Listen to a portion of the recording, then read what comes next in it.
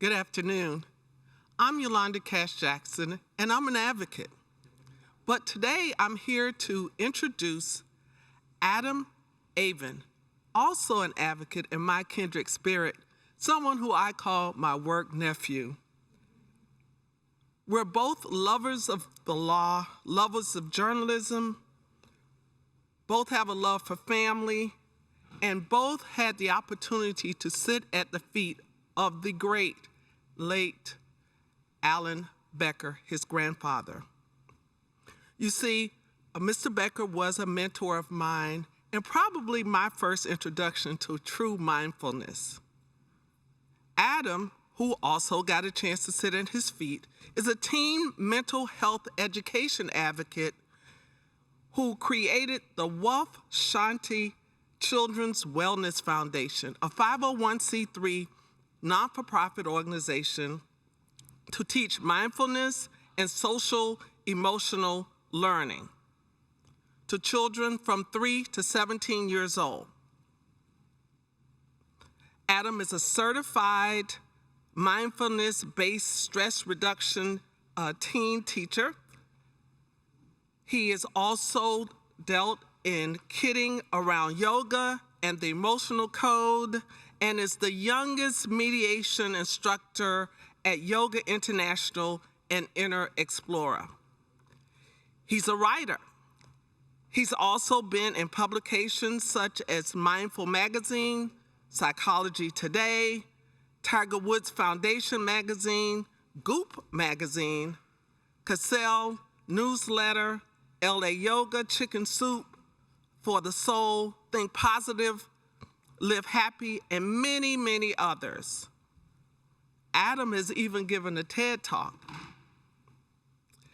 In this TED Talk, he talks about mindful and social emotional learning programs into our educational system, why mental health education is important to stopping the violence and using our voice to make a positive difference in the world.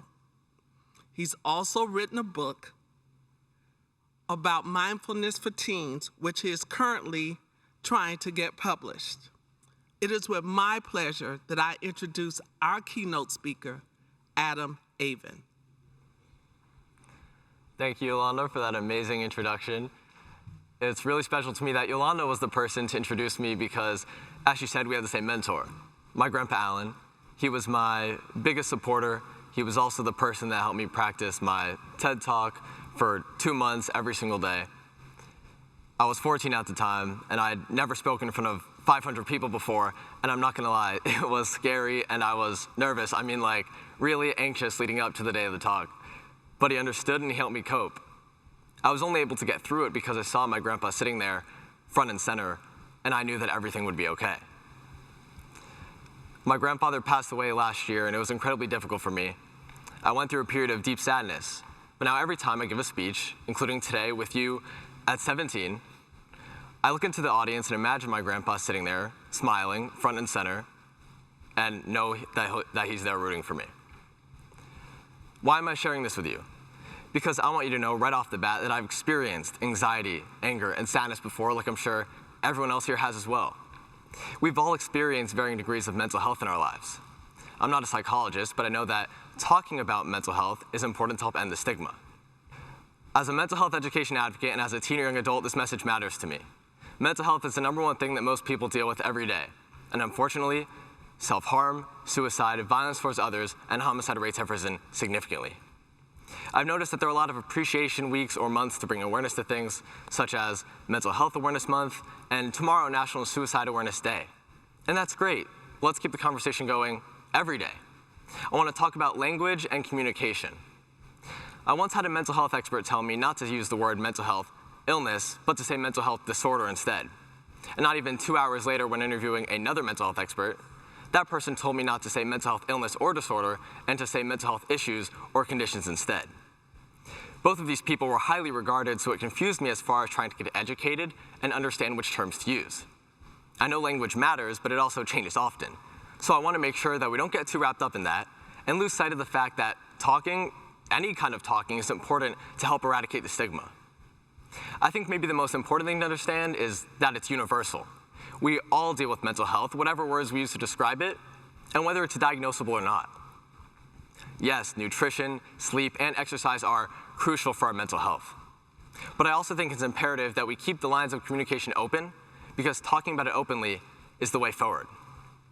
Our mental health connects us.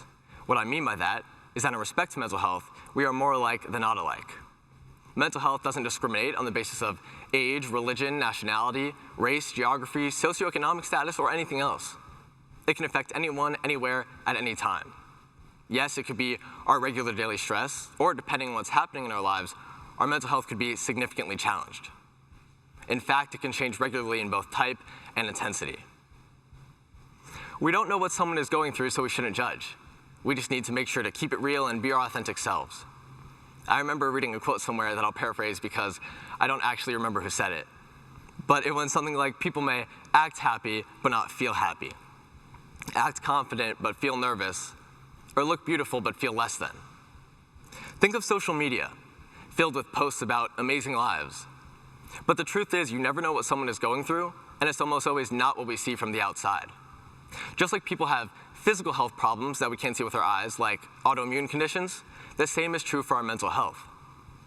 If there were more people here right now, I know there's a few, but I'd ask everyone to raise your hands if you've never, and I mean like never, ever felt anxious, depressed, or angry before. And since we all live in South Florida, I'd ask everyone to raise their hands if they've never dealt with any sort of trauma before. And since we've all just collectively gone through being stuck at our homes for over a year and a half, I'd ask you to raise your hands if you've never dealt with any sort of isolation or stress before. I'll tell you that almost no one, young or old or alike, would have raised their hands. It's universal. Anxiety and depression are not flaws. But for some, they may be a daily battle, though. The good news is that it's treatable and there are coping mechanisms. We are complex humans and we're allowed to feel what we feel. It's nothing to be ashamed of, and it's something that we can learn to recognize and accept without judgment. Sometimes we may feel more than one thing, both happy and sad, both joyful and fearful. And that's okay because we are not our emotions just as we are not our illnesses. If we can learn to recognize when we're struggling and understand that we are not the only ones feeling these emotions, then we can begin to heal. When I first started talking about mental health, I was worried about what some of my friends would think. See, I'm a normal teen too, and I get worried about the same things that other teens do. I didn't know if they'd make fun of me or not because they're mean, but because they'd be uncomfortable with it. And it turns out that they were super supportive. And I quickly realized I didn't have to be nervous to talk to my peers about their mental health, because they wanted to be in these kinds of conversations. So, to the adults watching, the parents, the educators, you don't have to be nervous to talk to your kids about their mental health, because more often than not, they just want to be heard. And if you approach with non-judgment and support, then it'll pay off, and they'll begin to share. Talking to my grandpa always helped put things into perspective for me. He believed that our minds had the ability to lead us down a path of positivity or negativity to make us feel well or unwell. Scientists believe in the mind-body connection too.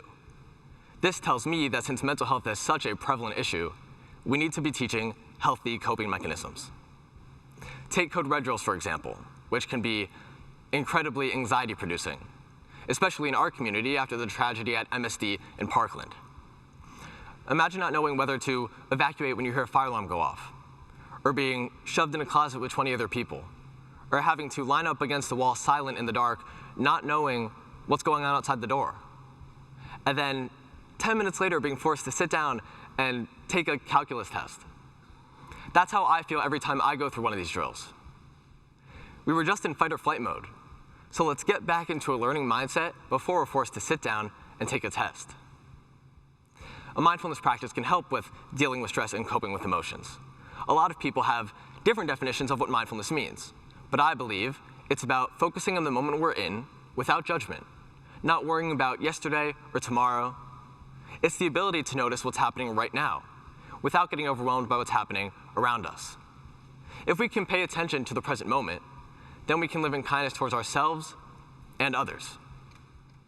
Practicing mindfulness daily can help us counteract our negative thoughts and ground us in the here and now allowing us to focus on one day at a time.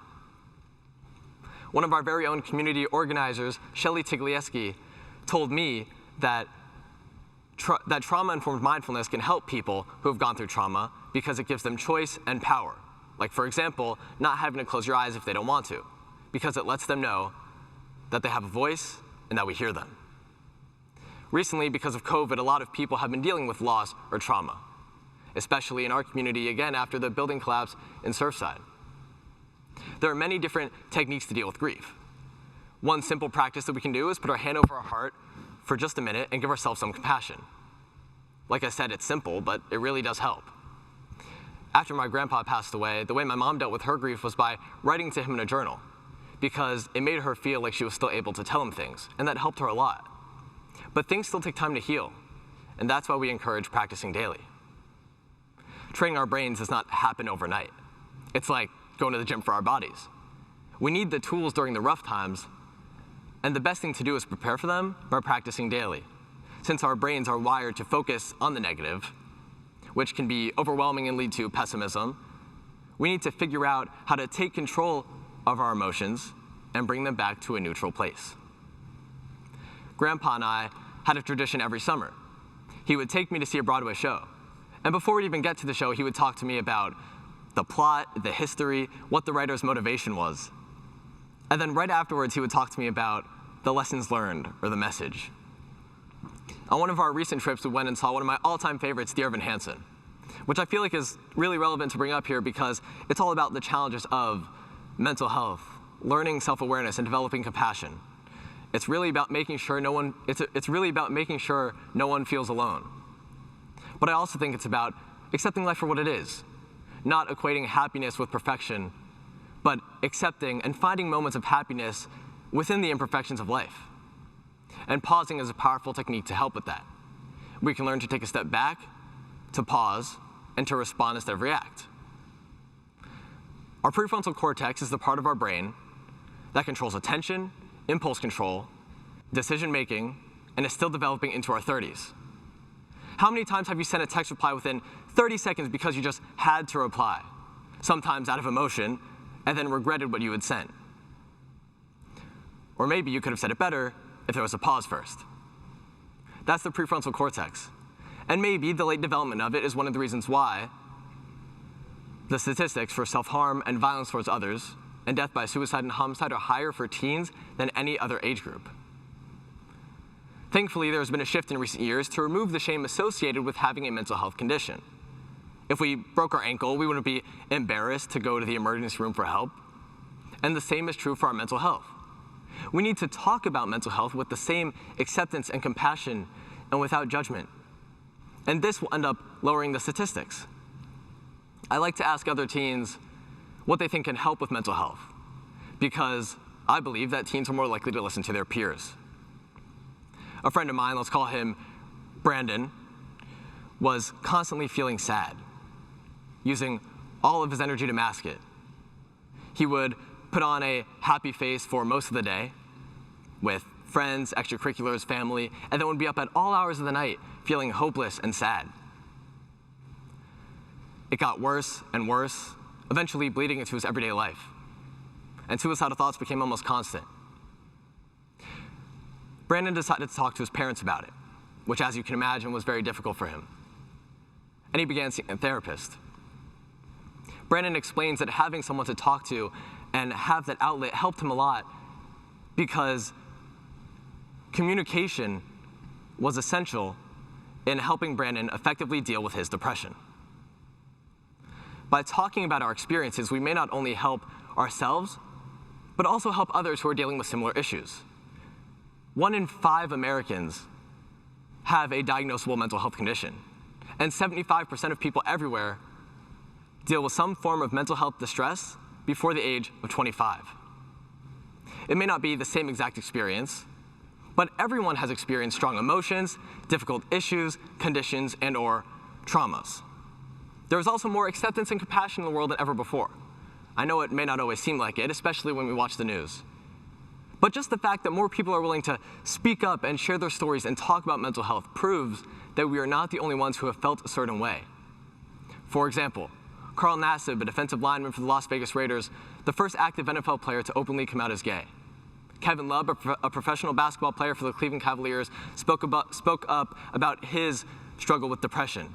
Naomi Osaka, a tennis player, talked about her severe anxiety. And Simone Biles, an Olympic gymnast, withdrew from some of the competitions due to struggles with her mental health. Steve Ronick of Henderson Behavioral Health in our community suggests that since we're social people, we need to have one person that we can talk to and feel connected to. In fact, scientific studies have shown that we only need one person to make us feel like we aren't alone.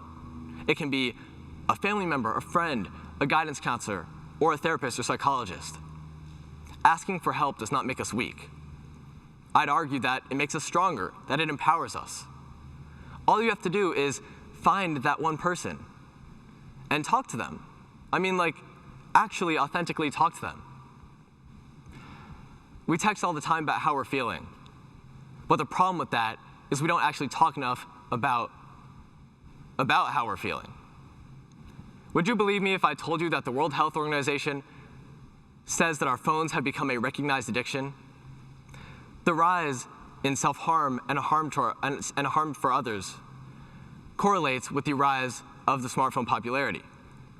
Smartphones have tricked us into thinking that we're connected when actually we are more disconnected than ever.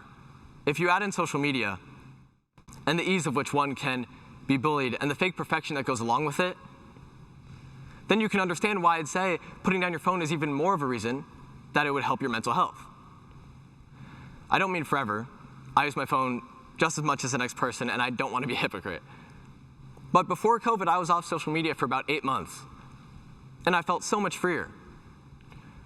I was able to be with my friends in person more, didn't feel like I had to prove myself to anybody, didn't feel addicted, was with my family in person more, had more time to focus on my schoolwork, and just felt overall happier. And then, like I said, COVID happened. And I had no choice but to get back on socials because that's the way that all of my friends communicated. But I'll still probably make it a point to take periodic breaks or to put my phone down, even if it's just for an hour or so, and do other things that keep me sane, that center me, like going golfing, or listening to music, or connecting with my family and friends in person. It's part of good mental health, because if we are constantly thinking about our stresses, then we can get caught in a negative loop. Gina Beagle of Stress Teens urges us to implement regular self-care techniques, even if it's just checking in with ourselves or asking for what we need.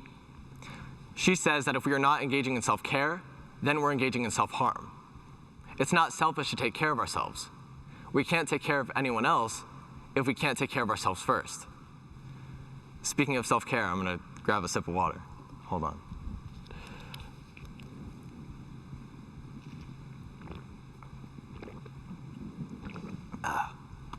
All right. Sorry about that. Self-care is important because we can have multiple emotions at the same time and be in two mental places at the same time. For example, someone can be really stressed about prepping for a job interview, which is considered a normal stressor, but could also be dealing with an eating disorder, which is considered a problem. Being stressed out for the job interview is not an anxiety disorder, but having anorexia is considered a mental health disorder. Like in my case, I'm studying for the SAT and completing college apps, and yeah, that's stressful. But I also dealt with serious grief after my grandpa passed away. At one point, I had to reach out to a teacher and let her know that I was exhausted from it all, and I asked for help. And she didn't think anything less of me of it. And she helped me by listening and by being supportive. Self-care is more than taking a spa day. It's about treating ourselves with the same acceptance and compassion that we would give to someone else who is suffering or struggling. We've all been taught that we have choices to make. We can see the glass as half full, or we can see it as half empty. But are those really the only two options? I mean, isn't the glass refillable? Now that's a very powerful thought to consider because that means that we could always rewire our brains. We just have to keep practicing refilling our cup. think of it as the ultimate in self-care, keeping us from being stuck in the sadness of yesterday or the anxiety of tomorrow. You would never let your phone battery get down to 0% without making sure it's charged. So don't let our bodies or our minds get down to 0% either. We definitely need to feel our emotions, but we also need to learn how to process them in a healthy way. It's about acknowledging our emotions, accepting and regulating them, and then releasing them. But in order to release them, we first have to be aware of them. Social emotional learning, or SEL, is the process of developing the self-awareness, self-regulation, and the interpersonal skills that are so necessary in life. Once we become aware, then we can learn appropriate ways to respond. And this will give us a better relationship with ourselves and others. It's actually very empowering because learning these tools can help us be happier and healthier. And this is where mindfulness comes into play. Mindfulness is not about being concerned with what has already happened or what hasn't happened yet. It's not about stopping all negative thoughts because that's not realistic. It's about acknowledging them and then releasing them. They don't control or define us. We have the power over how much we want to focus on a random thought or an event. Mindfulness is about learning how to watch these random thoughts float by without attachment or judgment and being kind to ourselves. There are more than 6,000 scientific studies showing the benefits of practicing mindfulness, including physical health, mental health, academics, athletics, focus, and more. Some people think that mindfulness is sitting there with your eyes closed and your legs crossed and your fingers and hands in the OK position, but that's not what it is at all. There are hundreds of different practices, and what might resonate with you might not resonate with another. And that's OK, because we don't know what we'll gravitate towards until we try them. There are positive affirmations to help with self-esteem, visualizations, listening exercises, compassion practices, and more. What I like to make sure people understand is that most of these practices can be done in under 5 minutes, and no one even has to know that you're doing them. So I invite everyone at home and the few people that are here right now, to join me in a quick practice. If you feel comfortable, you may close your eyes or just look down at a spot in front of you. I want you to picture a movie screen. And I want you to fill it with all of the things that are stressing you out lately. Things that overwhelm you. Things that make you sad or angry.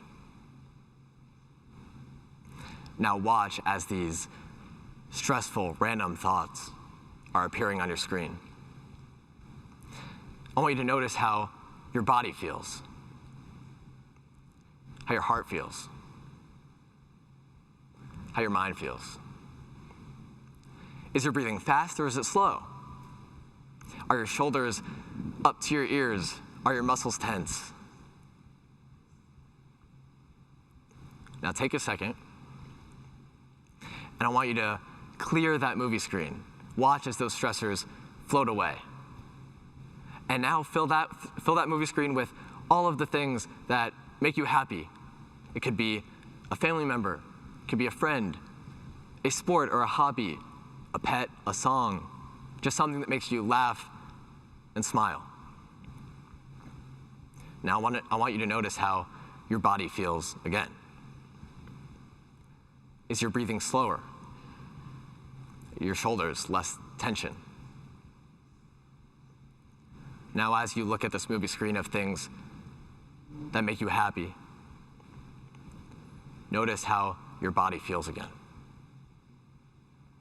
Your mind, your heart. If we can become self-aware of what we're feeling, then we can learn how to better respond to our emotions. If you haven't opened your eyes yet or looked up, you may do so right now, please. If you had random thoughts during that exercise, that is actually completely normal. In fact, we each have over 50,000 random thoughts a day. We just need to learn not to give power to that negative loop in our heads. The goal is to simply just focus on something other than than our negative and random thoughts. And if our mind wanders, learning how to bring it back. If we listen to a song and focused on just one thing, it could be the guitar or the drums, and our random thoughts went down from 500 on day 1 to 499 on day 2, then that's progress. The trick is to begin again. Every opportunity is a new moment to begin again. Mindfulness and SEL don't demand we be happy 100% of the time. They help us get to a more positive place, or at least to a neutral place. When my grandpa passed away of cancer last year during COVID, I told her that it was really difficult for me. I went into a period of deep sadness. It was difficult for my family and my friends as well. There were times that I really wished that I could talk to him, like when writing and practicing the speech, for example. But what I didn't tell you was one of the lessons that he told me right before he passed. One time, towards the end of his battle with cancer, he sat me down outside and he took out his phone, which had his notes on it. And he started talking to me about driving tips. And I asked him, "Grandpa, why are you talking to me about this?" And he said, "I want to make sure that we get the chance to talk about something that would be such a big part of my life." He also talked to me about his favorite movies, Broadway shows, songs, comedians, and TV shows. I asked Grandpa how he could be so positive right now with everything going on with his cancer. And he said, "Well, to be honest, I've tried getting to positive. I've always been known for my optimism and my positive attitude. But that doesn't mean being blind to realities. So I decided to get to neutral." This was a poignant lesson for me because it helped me realize that there is something between negative and positive. It's neutral. And to me, that's balance. We don't have to be happy 100% of the time. We can feel our feelings and learn to cope with them. I know Grandpa couldn't have been happy for what was going on in his life, but he got to a place of acceptance for what he couldn't change, and gratitude for the life that he had and for the moment that we were spending together. Getting to neutral and living in gratitude for the moment were self-care techniques for Grandpa. A daily gratitude practice can help us be in a better mental place. For example, how can we be grateful for COVID? So many people lost loved ones and were devastated by it. But are there a couple things that we can thank COVID for? Like, we all probably appreciate our health a little bit more. We all probably appreciate spending time with our family a little bit more, meaning that we might not take that time for granted like we maybe would have before COVID. And here's another one. COVID has opened up the door for so many more people to talk freely about their mental health, especially among teens. Sometimes I'll feel lonely or sad if I'm feeling left out. Or I'll be anxious if I got another big project looming on the horizon. Or I'll snap a sarcastic comment or roll my eyes if I get annoyed with my parents. I don't know about you, but there have definitely been moments for me where I just want to scream. And although I consider myself a mindful teen, I have to remember my mindful practices and pause before I make a sarcastic comment that I doubt my mom would find funny. I said I was mindful, not perfect. So how do we become okay? How do we get to a place in which talking about mental health is okay? And we can support each other through this shared experience of life. Wouldn't it be smart for schools to implement a coping with stress curriculum with mandatory classes in mindfulness-based social-emotional learning, communication exercises where kids can talk to each other and practice sharing how they feel, building connection, conflict resolution. This may help teens live more authentically and understand that it's okay to feel what they feel and just know that they aren't alone. Just like we aren't born knowing math or science, and so it's mandatory in schools that we learn it. We also aren't born knowing how to deal with stress or regulate our emotions, and so it's something that also needs to be taught. If we want to raise less depressed and anxious teens and happier, more content, empathetic adults who can handle the ups and downs of life and navigate daily stress in a healthy way, then we need to implement mindfulness-based social emotional learning programs into our schools.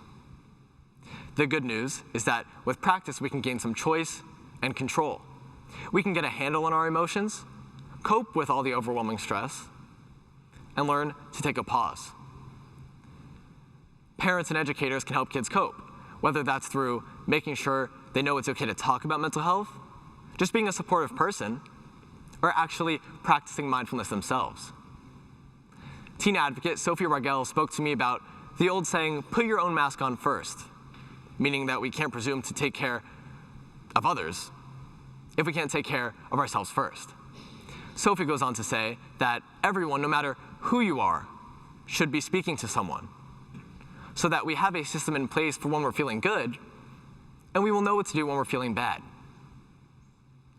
We teenagers need to learn how to juggle different roles and how to deal with our pressures now and how to deal with emotions in the face of obstacles. Because all of these things only become more pronounced as adults. And adults, you can learn this too. It's like my grandpa always said, you're never too old to learn something new. And he learns something new every day. All adults have the capacity to learn how to cope with their emotions and deal with stress. Another thing that we can do is slow down and find our purpose. Kids, teens, and adults alike. Because time is our most valuable resource, and I believe that purpose and mental health are intricately connected. Right now, my purpose is helping others by teaching them different ways to cope with emotions and deal with stress. I don't know if this is what I'll be doing forever, but it makes me feel better that I know I'm doing something positive with my time. The nonprofit I started to teach all of this to kids, K through 12, is called the Wuf Shanti Children's Wellness Foundation, on my shirt, if you haven't seen that already. We teach mindfulness, social emotional learning, peace and positivity, and health and wellness. I believe that mindfulness-based social emotional learning is the key to helping kids with self-awareness, self-acceptance, compassion, and just coping and navigating stress in a healthy way. Think well to be well has always been Wuf Shanti's mantra. And when I was younger, I thought that meant think well to be happy or think well to be healthy. As I got older, so did Wuf Shanti. It grew. My vocabulary grew, and so did my understanding for mindfulness and mental health. So now when I think of Wuf Shanti's mantra, think well to be well, I think it actually means think well to be happier, think well to be healthier, think well to be mentally okay, think well to find balance, think well to retrain our brains, or think well to get to neutral. Thank you.